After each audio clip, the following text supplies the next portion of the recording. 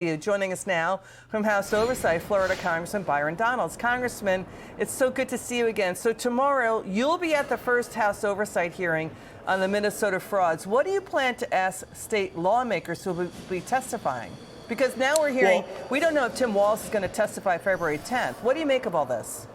Well, I don't want to give away too much before tomorrow's hearing, but a couple things need to be understood. Number one, Tim Walz has been governor up there in Minnesota for the past 6-7 years.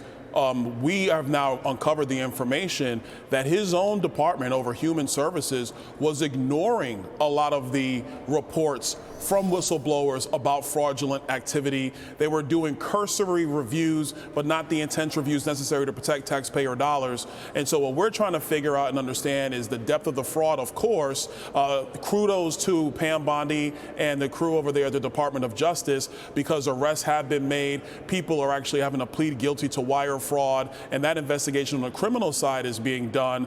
But we need to get up to the bottom of what the Walz administration was doing and not doing to protect taxpayer resources, and that's the thing that we're having a real issue with now. He needs to come in and testify, because you're talking about federal dollars that obviously were being used in fraudulent means, and we're also seeing many reports about a lot of that money was being sent back to Somalia, and once you get over in that network, it's not clear if it was being used for foreign terrorist organizations or not. He's got a lot of things to answer for. Is there a chance House lawmakers could send a criminal referral on Tim Walz over to the Justice Department, because fraudsters in Minnesota blew stolen taxpayer money on luxury cars, hotel rooms, real estate, jewelry, international vacations, and taxpayer funds, as you point out, may be in the hands of Islamic terrorists overseas. Could we see possibly a criminal referral on Tim Walz sent over to the Justice Department on Tim Walz out of the House?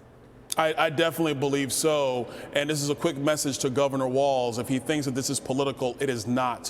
When you have taxpayer resources being fraudulently and flagrantly spent in these means, I mean, you had fraudsters who were buying property in Kenya, and then they were sending money to Somalia. This is a real issue. He has a responsibility to come and testify in front of Congress, because those funds have been appropriated by Congress, signed by presidents of the United States, I will say plural, and for the use of aid to Americans. And what is clear is that his administration was aware of this fraudulent activity, and at best they were ignoring the fraudulent activity. Got it. You heard it here first. Congressman Donalds says there could be a criminal referral on Tim Walz, for Tim Walz, out of the House, sent over to the Justice Department for what was going on with a widening fraud scandal in Minnesota. Congressman Donalds, thanks for being with us. Great to see you again, sir.